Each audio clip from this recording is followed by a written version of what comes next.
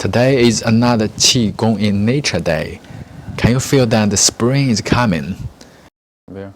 This form is from Baduanjin-an, an ancient Chinese body exercise.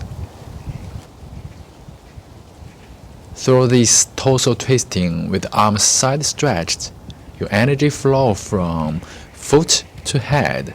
Your shoulder is back to relax. Let yourself be like a sponge.